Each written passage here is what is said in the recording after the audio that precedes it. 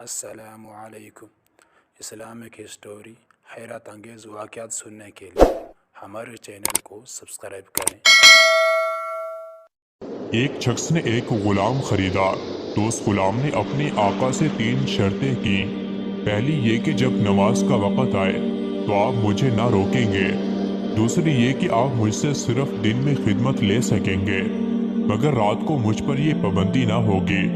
تیسری یہ کہ میرے رہنے کے لیے کوئی ایسا کمرہ عنایت فرمائیں گے جو میرا پسندیدہ ہو اور دوسرے شخص کو اس میں آنے کی اجازت نہ ہوگی۔ آقا نے غلام کی تینوں شرطیں منظور کر لی اور غلام کو حکم دیا کہ اپنے رہنے کے لیے محل سرا میں اپنے لیے کمرہ پسند کر لیں جس میں ہر کمرہ ایک سے ایک بہتر ساز و سامان کے ساتھ آراستہ تھا۔ غلام نے تمام کمروں کو دیکھ بھال کر اپنے لیے ایک ویران کمرہ پسند کیا جو بغیر چھت کے تھا۔ اس پر آقا نے دریافت کیا کہ آخر تم نے یہ ویران کمرہ کیوں پسند کیا؟ کمرے تو اور بھی بہت ہیں۔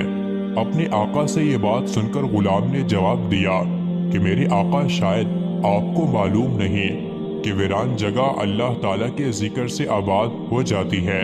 اس کے بعد اس غلام نے اس کمرے میں رات کو رہنا شروع کر دیا اور یہ بات پہلے ہی طے ہو چکی تھی کہ رات کو غلام آزاد رہے گا۔ جب غلام کو اپنے پسندیدہ آزاد کمرے میں رہتے ہوئے کچھ عرصہ گزر گیا تو اس کے آقا نے ایک دن رات کو اپنے دوستوں کو دعوت پر بلایا تھا۔ نصف شب کے بعد جب دوست و احباب رخصت ہو گئے تو مالک مکان چہل قدمی کرتا ہوا غلام کے کمرے کی جانب چلا تو دیکھا کہ ایک نورانی قندیل نے اوپر سے آ کر کمرے کی خالی چھت کو گھیر رکھا ہے اور غلام سجدے میں پڑا ہوا اپنے رب سے دعا اور مناجات میں مصروف ہے کہ میرے پروردگار دن کو تو نے میرے آقا کی خدمت میرے ذمہ واجب کر دی۔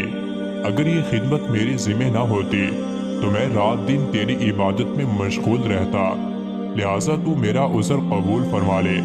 اس کا مالک تعجب کے ساتھ صبح صادق تک اس عجیب منظر کو دیکھتا رہا۔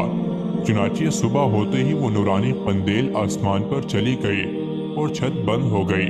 مالک نے اپنی بیوی سے اس کا تذکرہ کیا اور دوسرے روز وہ مالک اور اس کی بیوی دونوں اس منظر کو دیکھنے گئے تو اس شب بھی وہی منظر دیکھا جو پہلی شب میں مالک دیکھ چکا تھا۔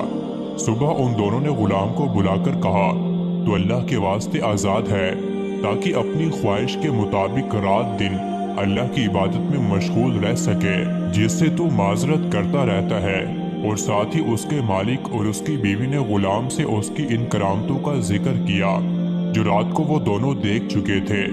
جب غلام کو معلوم ہوا کہ مالک پر اس کا پردہ فاش ہو گیا ہے تو اس نے اسی وقت دربار الہی میں ہاتھ اٹھا کر دعا کی کہ پروردگار، میں نے تجھ سے دعا کی تھی کہ میرا پردہ کسی پر نہ کھولنا، مگر اب جبکہ میرا راز دوسروں پر ظاہر ہو گیا جس کو میں راز رکھنا چاہتا تھا تو مجھ کو اپنے پاس بلا لے۔